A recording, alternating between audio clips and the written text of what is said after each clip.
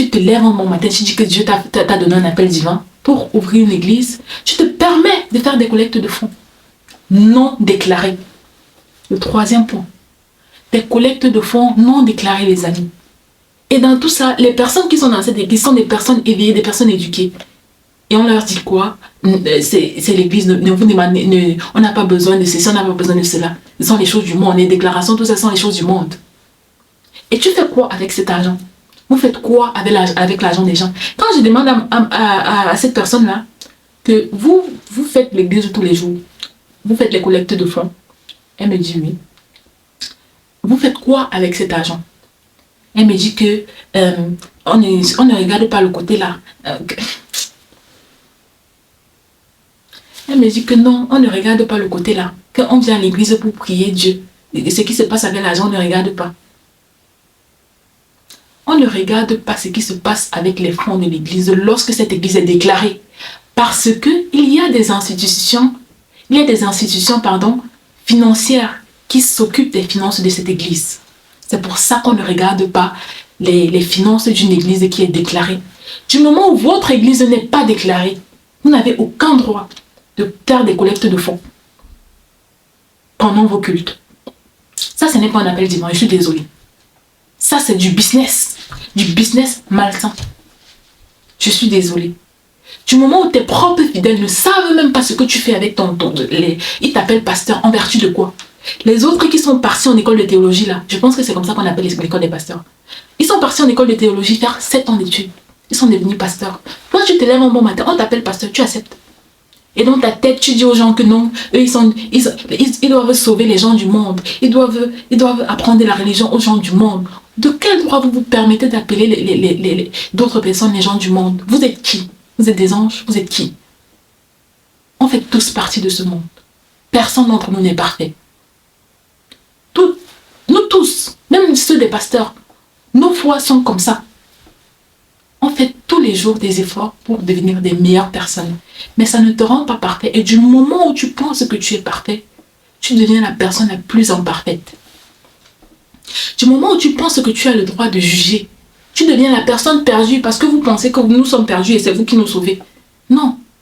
Vous êtes plus perdus parce que vous pensez, vous ne comprenez pas que vraiment, c'est-à-dire, je ne sais même pas comment. Pardon, dites-moi dans les commentaires que vous me comprenez. Parce que c'est tellement terrible, je ne comprends pas. Et il n'y a qu'en Afrique que tu peux voir ce genre de choses. Quelqu'un se lève un bon matin de chez lui, il part ouvrir une église, c'est-à-dire dimanche. Il vous dit que j'ouvre mon église dans quelques jours. Et pardon, il faut venir. Magie. Magie. Je le dis et je le répète. Je comprends qu'il pourrait y avoir des personnes que Dieu a envoyées pour nous prêcher l'évangile, d'accord? Pour nous passer des messages. Ça existe, je ne refuse pas. Mais jamais, au grand jamais, tu n'utilises cette occasion pour faire des collectes de fonds non déclarées. Jamais, au grand jamais, tu n'utilises cette occasion pour te faire appeler pasteur alors que tu n'en es pas un. Je suis désolée, mais d'après ce qui est, un pasteur, c'est une personne qui a fait une école de théologie. Est-ce qu'on se comprend? Est-ce qu'on est d'accord? Je pense qu'on est tous des personnes éduquées, on est tous des personnes, je ne sais pas quoi. Arrêtons de vivre dans l'hypocrisie, en fait. Alors, bonsoir à tous et bienvenue sur Master Finance. Alors, à cause d'une église réveillée, j'ai perdu une amitié de plus de 15 ans. Et suite à ça, je voulais qu'on mette certaines choses au clair, d'accord? Je voulais qu'on clarifie certaines choses parce que je pense que, surtout en Afrique, il y a un phénomène qui est en train de se développer, qui risque de nous consumer si on ne fait pas attention, d'accord? Donc c'est de ça qu'on va parler dans cette vidéo. Je suis désolée si je parle peut-être à voix basse ou si je ne suis pas très vive dans cette vidéo. C'est une histoire qui m'a touchée, qui me touche personnellement. Donc, ne vous attendez pas à ce que je sois très vive dans cette vidéo, d'accord? Donc, ce qui se passe, c'est que j'ai une seule amitié, c'est ma seule amitié de longue date d'ailleurs, Donc, l'amitié, c'est-à-dire que j'ai une relation de sœur avec cette personne, d'accord? C'est une relation vraiment, vraiment, une vraie relation amicale avec cette personne. Et il y a de cela environ 1 an et demi, presque 2 ans par là, cette amie a rejoint une église, d'accord? Elle m'a dit, tu sais quoi, j'ai eu un appel divin qui me demandait d'aller dans une nouvelle église. Et j'ai dit, ok, je ne savais pas forcément de quel type d'église il s'agissait, mais j'ai dit, ok.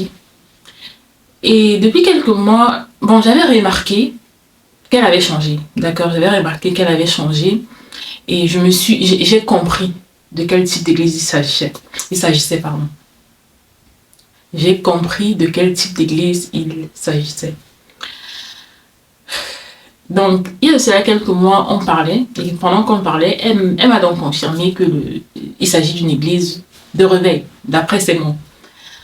Donc, communément, nous, on appelle ça les églises de réveil. Donc, eux, ils appellent ça église de réveil, et on connaît ça comme église de réveil. Donc, on a eu une petite dispute, d'accord? Je ne vais pas appeler ça une dispute, on a eu une petite interaction qui a mal tourné. Parce que je sais de cette personne que depuis qu'elle est entrée dans cette église, depuis un bon moment quand même, elle a un problème avec ma façon de louer Dieu. Alors il faut savoir qu'à la base, la foi c'est quelque chose de personnel. D'accord? La foi c'est quelque chose de personnel et moi personnellement, je ne permets à personne de se mêler de ma foi, de se mêler de ma relation avec Dieu.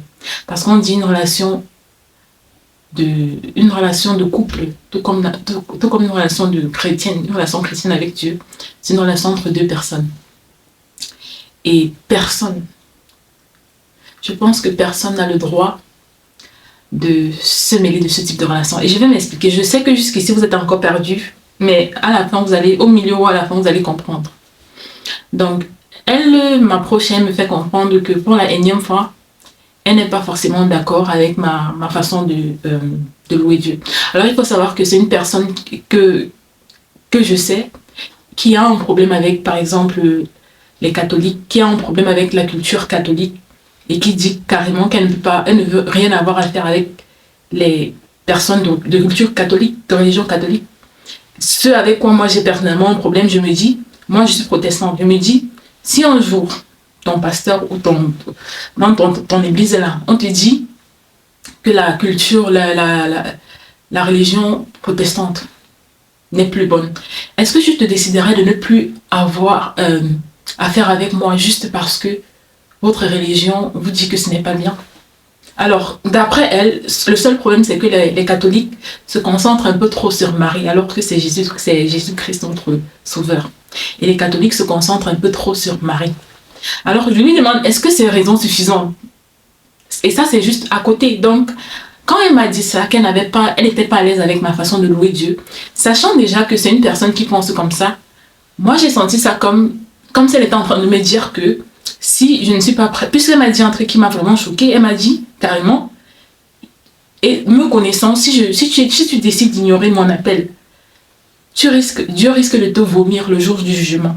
Et quand elle a dit ça, c'est en ce moment que j'ai compris que je ne veux plus de cette relation. Parce que cette relation amicale était devenue un peu toxique pour moi. Du moment où tu vas à juger la foi de quelqu'un jusqu'à dire à la personne que Dieu va vomir la personne le jour du jugement, je pense que là, tu as dépassé les bornes. D'accord? Et là, c'est en ce moment-là que je lui ai demandé que là, franchement, tu es en train de dépasser les bornes. J'espère que ce que tu fais là, c'est juste à moi que tu fais ça. J'espère que tu ne fais pas ça aux autres. Je peux te tolérer ça parce que tu es quelqu'un que je considère beaucoup. Parce que la plupart du temps, quand tu me dis ça, je ne dis rien. Pas parce que tu as raison, parce que je n'ai rien à dire ou parce que je n'ai rien contre ça. Mais je ne dis rien parce que la relation qui est entre nous est plus forte que ça. Mais ce que tu es en train de faire là, tu es en train de dépasser les bornes. D'accord? Et je lui ai dit alors que, mais il n'y a pas de problème, je vais quand même te demander, quelle est cette chose que je fais, que tu penses que c'est mal dans ma religion? Et je répète, je suis protestante, d'accord? Je suis protestante. Et je lui demande, quelle est cette chose que tu penses que je fais de mal dans ma façon de louer Dieu? Est-ce que tu es dans mon cœur? On ne vit même pas dans le même pays. Est-ce que tu vas me dire que tu es peut-être quelqu'un, tu vas dans les boîtes de nuit, ce n'est pas bien, il faut arrêter. Dieu n'aime pas ça. Est-ce que tu vas me dire que telle ou telle chose que tu fais n'est pas normale et Dieu n'aime pas ça? Pourquoi tu ne pointes pas cette chose que tu penses que je fais de mal qui affecte ma foi? Quitte à aller me dire que Dieu va me vomir le jour du jugement. Est-ce que ce n'est pas trop ça? Est-ce que ça, ce n'est pas dépasser les bornes? Et c'est le principal problème que j'ai avec les églises réveillées. Vous êtes trop dans le jugement. Arrêtez un peu. Dieu ne vous a pas envoyé sur terre pour que vous veniez juger les êtres humains. Non. Dieu a créé l'être humain de telle sorte qu'il soit autonome. L'être humain est autonome. Je vous explique. Dieu a créé en nous ce qu'on appelle la conscience. Notre conscience est suffisante pour nous dire, lorsqu'on fait une action, si cette action est bien ou si cette action est mal. Vous n'avez pas besoin. Et ce n'est pas votre mission sur cette terre. Votre mission sur cette terre n'est pas de juger les hommes. Parce que du moment où vous jugez, vous considérez déjà que votre foi est suffisamment stable. C'est-à-dire, vous ne vous dérangez même plus de ce que vous avez en vous. Vous vous dérangez de ce que les autres ont en eux. Non, les amis. Je vais vous dire un truc. Dieu, de là où il est assis, il a des enfants sur cette terre. Dites-vous que quelque part là-bas en Afrique, quelque part dans un village en Chine, quelque part dans le monde, il y a des enfants qui pleurent, ils prient tous les jours. Ils ont faim. Ils prient à Dieu parce qu'ils ont faim. Dieu du ciel, il ne peut pas se métamorphoser pour venir donner de la nourriture à ses enfants. Mais il compte sur vous. Il compte sur vous en tant que ses enfants pour nourrir ces personnes. Et je crois que vous devriez apprendre à vous concentrer sur l'essentiel. Pendant que vous êtes en train de juger telle ou telle personne, sachez que Dieu est au ciel. Il s'attend à ce que vous nourrissiez ses enfants, d'accord? Il s'attend à ce que vous apportiez de la nourriture à ses enfants qui ont faim. Il s'attend à ce que vous apportiez de l'aide à des personnes défavorisées. Il y a tellement de personnes, ils s'agenouillent tous les jours, ils prient à Dieu, ce Dieu que vous-même vous priez. Ils prient à Dieu pour que Dieu leur apporte une aide. Mais Dieu, de là où il est, il a mal parce qu'il ne peut pas se métamorphoser pour venir aider ces gens. Mais il fait confiance en ses enfants. Il a espoir que ses enfants vont aider ces personnes. Mais qu'est-ce que vous faites? Vous êtes tous les jours à vous concentrer à juger les gens. Qui vous a dit que Dieu vous a envoyé cette terre pour juger les gens? Qui vous a dit que c'est ça votre mission sur cette terre? Et je veux ici qu'on prenne une seconde. Et je vais vous dire un truc. Votre mission sur cette terre, peu importe. Vous pouvez aller à l'église de lundi à lundi. Vous pouvez lire la Bible de lundi à lundi. Ce n'est pas ça qui va vous apporter des faveurs aux yeux de Dieu le jour du jugement. D'accord? Vous qui aimez bien juger là. Ce n'est pas ça qui va vous apporter. Parce que c'est sur ça que vous vous appuyez. Parce que vous partez à l'église 2 fois par jour, parce que vous partez à l'église de lundi à lundi, parce que vous lisez la Bible du matin au soir, vous vous permettez de juger les autres, parce qu'ils ne font pas la même chose que vous. Je vais d'abord vous expliquer que la Bible, vous aimez appeler la Bible la parole de Dieu. La Bible, ce n'est pas la parole de Dieu. Je suis désolée. La Bible, c'est une histoire qui explique ce qui s'est passé à l'époque de Dieu. Mais la Bible, ce n'est pas la parole de Dieu. C'est une histoire qui explique ce qui s'est passé à l'époque de Dieu. D'accord? Donc quand vous jugez les gens et vous dites que non, c'est la parole de Dieu qui dit, ce n'est pas moi qui dis. Vous l'avez entendu dire ça quand? Vous l'avez entendu dire ça quand? Et vous parlez au nom de Dieu, c'est ça le problème. Vous parlez au nom de Dieu, vous dites non, c'est pas moi qui dis, c'est la parole de Dieu qui dit. Parce que tu étais là quand il disait ça. Je vais vous expliquer un truc. Il y a une qualité de l'être humain que vous devez comprendre. Ce message que je suis en train de vous transmettre. Imaginez-vous que vous transmettez ce message à votre enfant. Votre enfant transmet ce message à son enfant, de génération en génération. Est-ce que vous pensez qu'à la 10e génération, votre enfant va transmettre, la personne qui transmettra ce message d'aujourd'hui, va transmettre le message comme je l'ai dit? Non. Chaque personne va modifier et envoyer le message. Tu modifies, tu envoies. Toi, tu dis ce que tu as compris, tu envoies. Tu dis ce que tu as compris, tu envoies. Ce qui fait qu'à la 10e génération, il est très probable que le message que j'ai envoyé, que j'ai transmis aujourd'hui, soit différent du message que la 10e personne, la personne de la 10e génération a compris. D'accord? Donc quand vous vous concentrez à juger les gens au nom de la Bible, sachez que ce n'est pas Dieu qui vous demande de juger les gens au nom de la Bible. Vous pouvez lire la Bible, il n'y a rien de mal à lire la Bible. Parce que la Bible en soi n'est rien de mauvais. Tous les jours, on lit les livres, on lit des livres tous les jours. Donc, lire la Bible en soi, il n'y a rien de mal. Vous pouvez lire la Bible du matin au soir, il n'y a rien de mal à ça. Parce qu'en soi, ce n'est pas une mauvaise chose. Vous pouvez partir à l'église du matin au soir, ce n'est pas une mauvaise chose. Si vous pensez que c'est à l'église que vous êtes suffisamment concentré pour exprimer votre foi, allez-y. Allez-y même tous les jours si vous voulez. Si vous pensez que c'est chez vous que vous trouvez cette concentration pour exprimer votre foi, faites-le si vous voulez. Mais ne pensez pas que c'est ce fait d'aller à l'église qui va vous donner des faveurs aux yeux de Dieu le jour du jugement. Non. Ne pensez pas que c'est le fait de lire la Bible du matin au soir qui va vous donner des faveurs aux yeux de Dieu. Non. Je vais vous dire un truc. Supposez, mettez-vous à la place de Dieu. Mettez-vous à la place de Dieu. Parce que je sais que vous les êtres humains, quand il s'agit de faire quelque chose qui ne demande pas d'argent, vous êtes content de le faire. Si on vous demandait de payer pour aller à l'église tous les jours, il y a plein de personnes qui n'iront même pas. Parce que quand on vous demande si vous voyez un enfant qui a faim, il y a plein de personnes qui sont capables de dire à cet enfant que non, l'argent que j'ai, c'est l'argent pour l'église, c'est l'argent pour mon pasteur, c'est l'argent pour ceci, je ne peux pas t'aider parce que c'est l'argent pour ceci. Il y a plein de personnes qui sont capables de faire ça. Je vais vous dire un truc, prenez un exemple.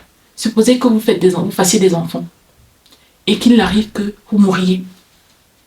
Vous laissez des enfants sur cette terre et que vous avez écrit un livre pendant que vous étiez vivant, en supposant que la Bible c'est vraiment la parole de Dieu. C'est un livre dans lequel Dieu parle et on écrit ce qu'il dit. Supposons. Vous accouchez des enfants, vous les mettez au monde et ces enfants-là, ont des proches. Vous avez eu des proches pendant que vous étiez en vie. Et vous avez des enfants, vous avez écrit un livre. Chaque jour, ces gens-là sont en train de lire votre livre. Qu'est-ce qu'ils disent à vos enfants? Vos parents vont vous protéger de leur tombe. Vos parents vont vous aider de leur tombe. Vos enfants passent toute leur journée sans manger. Personne ne parle, personne ne s'inquiète. Vos proches sont en train de dire à vos enfants que vos enfants vont vous aider de leur tombe. Ils vont vous guider de leur tombe. Vous êtes assis dans votre tombe, vous regardez la situation. Est-ce que ça ne va pas vous faire mal? Tous les jours, ils sont en train de lire votre livre. Hein? Ils disent à vos enfants, vos parents étaient des hommes braves, votre père était un homme brave, votre mère était une femme brave. Mais ces mêmes enfants ne partent pas à l'école. Ces mêmes enfants n'ont pas les mêmes faveurs que les autres enfants. Ces mêmes enfants sont défavorisés parce qu'ils n'ont pas de parents. Ces mêmes enfants n'ont aucun accès aux soins hospitaliers. Ces mêmes enfants n'ont même pas de quoi manger. Mais vous êtes en train de lire le livre de leurs parents en vous disant que leurs parents, de leur temps, ils vont s'occuper de ces enfants. C'est la même chose que Dieu vit avec nous. C'est la même chose que Dieu vit avec nous. Sachez que Dieu ne peut pas se métamorphoser pour venir vous nourrir, pour venir vous aider ici sur cette terre. Non. Il compte sur vous pour vous aider entre vous. Parce qu'il a créé de l'automatisme en l'homme. L'homme est un homme autonome. Il a vu que je vais créer ces hommes, ils vont aller sur la terre. Qui va les soigner quand ils seront malades? Il a mis de l'intelligence en certains hommes. Il les a créés comme médecins. Il a donné de l'intelligence en médecine à certaines personnes qu'on a transmis de génération en génération en génération. C'est comme ça qu'on a des cardiologues, des neurologues, des médecins de toutes formes sur cette terre qui nous soignent lorsqu'on est malade.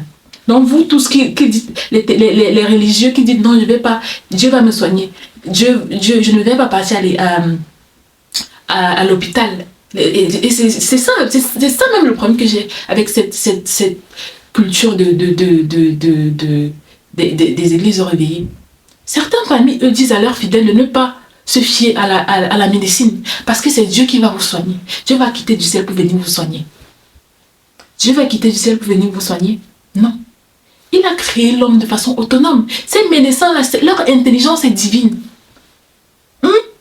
Et c'est comme ça qu'on a transmis ça de génération. Quelqu'un ne peut pas aller faire 10 ans en médecine, 12 ans en école de médecine. Pour venir vous soigner, pour vous dites que non, vous allez attendre que Dieu vous soigne. Et vous ne voulez pas faire confiance en Dieu. Peut donner de l'intelligence aux médecins qui vous soignent, de telle sorte qu'ils comprennent mieux votre cas et qu'ils vous soignent mieux. Mais il ne va pas... Tellement c'est terrible en fait. C'est terrible. Et je pense que ce sont des problèmes qu'on doit adresser. Devenons un peu conscients. Devenons un peu conscients. D'accord? Devenons un peu conscients. J'ai horreur de voir des gens. Cette même personne dont je vous parle, c'est une personne qui m'a dit, elle a vu quelqu'un en route qui lui a demandé de l'argent. Elle a eu peur de donner de l'argent à cette personne, donc elle n'a pas voulu donner de l'argent à cette personne. cette personne qui lui demandait de l'argent pour manger. Et moi, je lui dis, mais tu as eu peur comment? C'est toi qui es super woman dans la foi. Quand quelqu'un te demande l'argent, c'est toi qui as dit que tu es capable de mourir pour Dieu. C'est toi quand on te demande l'argent, tu dis que tu as peur. Tu as peur de quoi? Donc, tu n'as rien dans le monde comme parce qu'ils appellent les personnes extérieures de leur église les personnes du monde. Donc, tu viens entrer dans le monde comme nous.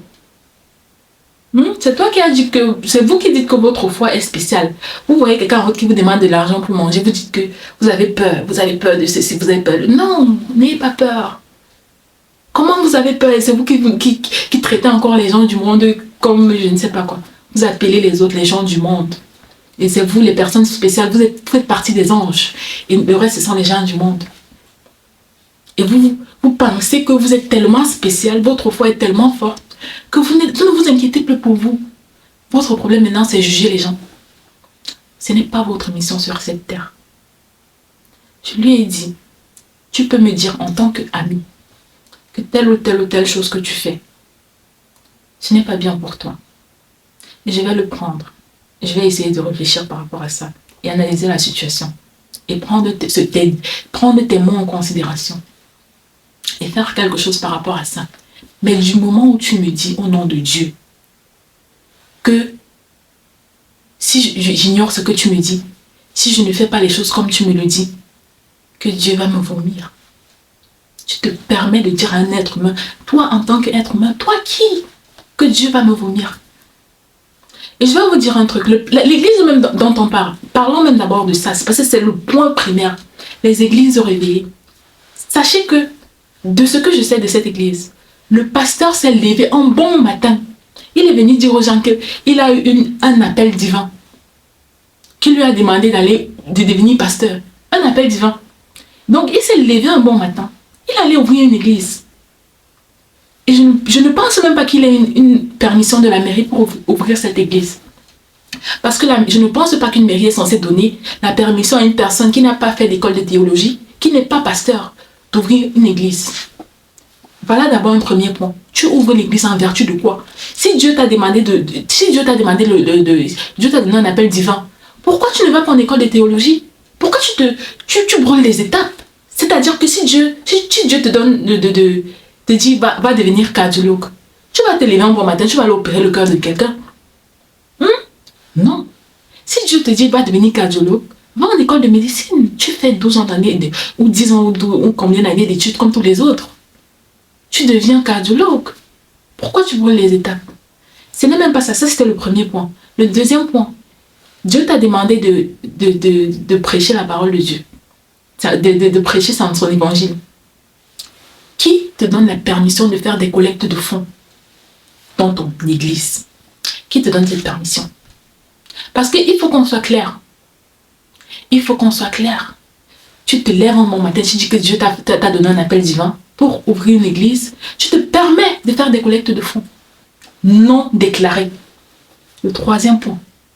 Des collectes de fonds non déclarées, les amis. Et dans tout ça, les personnes qui sont dans cette église sont des personnes éveillées, des personnes éduquées. Et on leur dit quoi? C'est l'église, ne vous demandez, on n'a pas besoin de ceci, on n'a pas besoin de cela. Ce sont les choses du monde, les déclarations, tout ça sont les choses du monde. Et tu fais quoi avec cet argent?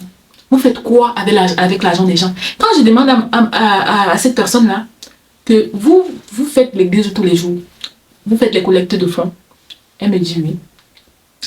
Vous faites quoi avec cet argent? Elle me dit que on ne regarde pas le côté là. Elle me dit que non, on ne regarde pas le côté là. Qu'on vient à l'église pour prier Dieu. Et ce qui se passe avec l'argent, on ne regarde pas. On ne regarde pas ce qui se passe avec les fonds de l'église lorsque cette église est déclarée. Parce qu'il y a des institutions, financières qui s'occupent des finances de cette église. C'est pour ça qu'on ne regarde pas les finances d'une église qui est déclarée. Du moment où votre église n'est pas déclarée, vous n'avez aucun droit de faire des collectes de fonds pendant vos cultes. Ça, ce n'est pas un appel divin, je suis désolée. Ça, c'est du business malsain. Je suis désolée. Du moment où tes propres fidèles ne savent même pas ce que tu fais avec ils t'appellent pasteur en vertu de quoi? Les autres qui sont partis en école de théologie là, je pense que c'est comme ça qu'on appelle l'école des pasteurs. Ils sont partis en école de théologie faire 7 ans d'études. Ils sont devenus pasteurs. Toi, tu te lèves un bon matin, on t'appelle pasteur, tu acceptes. Et dans ta tête, tu dis aux gens que non, eux, ils doivent sauver les gens du monde. Ils doivent apprendre la religion aux gens du monde. De quel droit vous vous permettez d'appeler d'autres personnes les gens du monde? Vous êtes qui? Vous êtes des anges? Vous êtes qui? On fait tous partie de ce monde. Personne d'entre nous n'est parfait. Nous tous, même ceux des pasteurs, nos foi sont comme ça. On fait tous les jours des efforts pour devenir des meilleures personnes. Mais ça ne te rend pas parfait. Et du moment où tu penses que tu es parfait, tu deviens la personne la plus imparfaite. Du moment où tu penses que tu as le droit de juger, tu deviens la personne perdue parce que vous pensez que nous sommes perdus et c'est vous qui nous sauvez. Non. Vous êtes plus perdu parce que vous pensez, vous ne comprenez pas que vraiment, c'est-à-dire, je ne sais même pas comment. Pardon, dites-moi dans les commentaires que vous me comprenez. Parce que c'est tellement terrible, je ne comprends pas. Et il n'y a qu'en Afrique que tu peux voir ce genre de choses. Quelqu'un se lève un bon matin de chez lui, il part ouvrir une église, c'est-à-dire dimanche. Il vous dit que j'ouvre mon église dans quelques jours. Et pardon, il faut venir. Magie. Magie. Je le dis et je le répète. Je comprends qu'il pourrait y avoir des personnes que Dieu a envoyées pour nous prêcher l'évangile, d'accord? Pour nous passer des messages. Ça existe, je ne refuse pas. Mais jamais, au grand jamais, tu n'utilises cette occasion pour faire des collectes de fonds non déclarées. Jamais, au grand jamais, tu n'utilises cette occasion pour te faire appeler pasteur alors que tu n'en es pas un.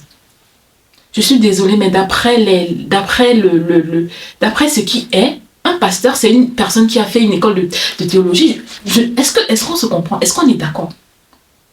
Je pense qu'on est tous des personnes éduquées, on est tous des personnes, je ne sais pas quoi. Arrêtons de vivre dans l'hypocrisie, en fait.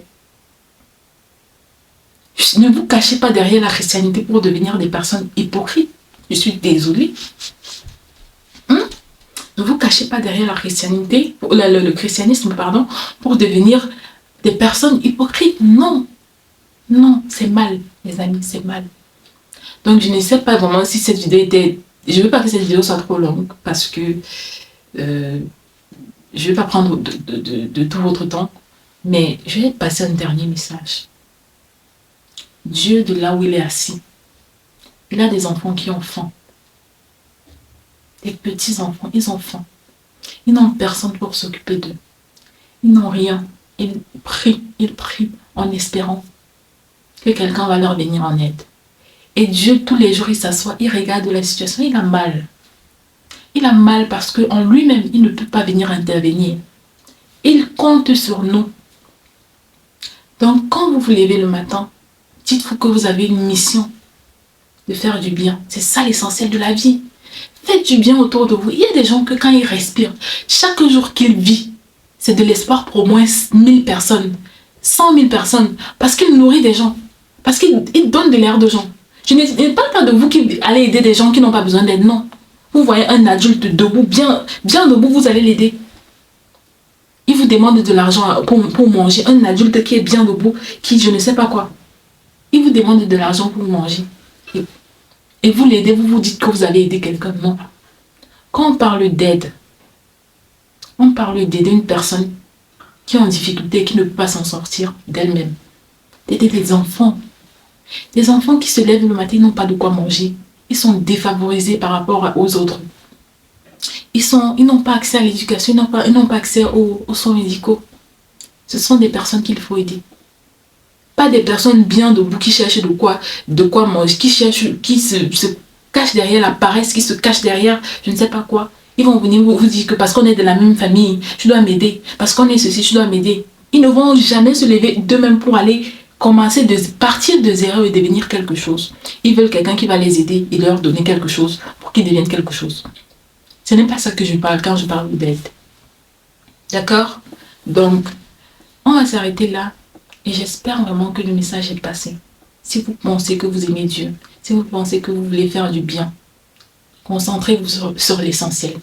Ce n'est pas en lisant la Bible du matin au soir, ou en partant à l'église de dimanche à dimanche, ou en jugeant les gens, ou en disant aux gens que Dieu va les vomir.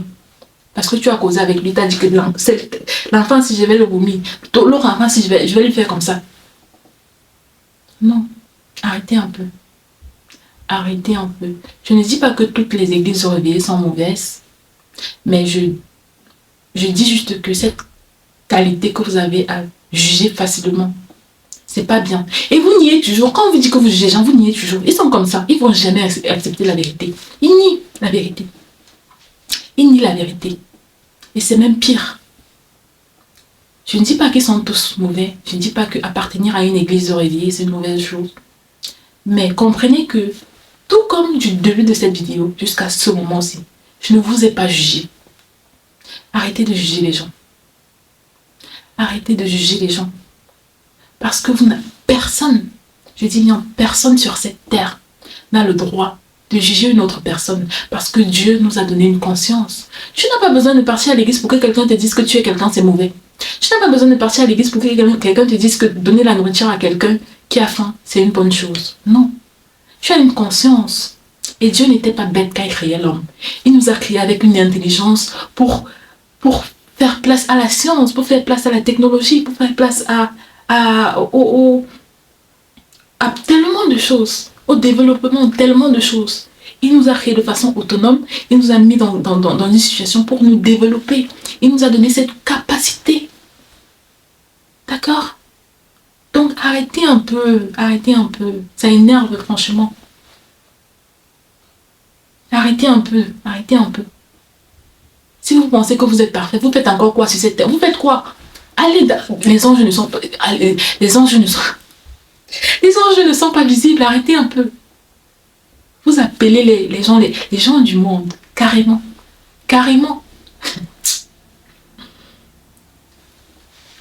Je pense qu'on va arrêter cette vidéo-là. Ça, ce n'est pas le type de vidéo où je vous demande de vous abonner ou de liker la vidéo ou de... C'est pas ce style de vidéo-là, c'est le type de vidéo où je vous demande de... Comprenez juste le message. Si vous avez compris le message de cette vidéo, je serai content parce que c'est l'essentiel même. Et faites l'effort de partager cette vidéo afin qu'on soit tous conscients de certaines choses. D'accord? Qu'on soit tous conscients de certaines choses. On n'a pas le droit au jugement en tant qu'être humain. Les seules personnes sur cette terre qui ont le droit au jugement sont les juges. Ils ont le droit au jugement au nom de la loi. Et non, ils n'ont pas le droit de juger la foi de quelqu'un, non. Ils ont le... Bon, ma caméra a arrêté de tourner parce que mon temps maximum a été atteint. Et je vais donc arrêter cette vidéo-là parce que mon temps, même la caméra a dit que je ne filme plus, tu as trop parlé. Donc j'espère que le message est passé. Partagez cette vidéo au maximum de personnes afin qu'on puisse tous comprendre ce message, d'accord? Et vous avez le droit de dire ce que vous pensez dans les commentaires, mais dites-le de façon polie. D'accord? Et vous tous, les témoins, les églises réveillées qui vont essayer de venir se défendre là, je n'ai pas besoin que vous vous défendiez, d'accord? Je n'ai pas besoin que vous vous défendiez. On n'est pas ici, on n'est pas dans une guerre. Je ne suis pas dans le, je ne sais pas quoi. D'accord? J'essaie juste de vous passer un message, comprenez ça comme ça. Et apprenons à arrêter ce qu'il faut arrêter. Et à se concentrer sur l'essentiel. D'accord? C'était tout pour cette vidéo. On se retrouve dans une prochaine vidéo sur Master Finance. Ciao.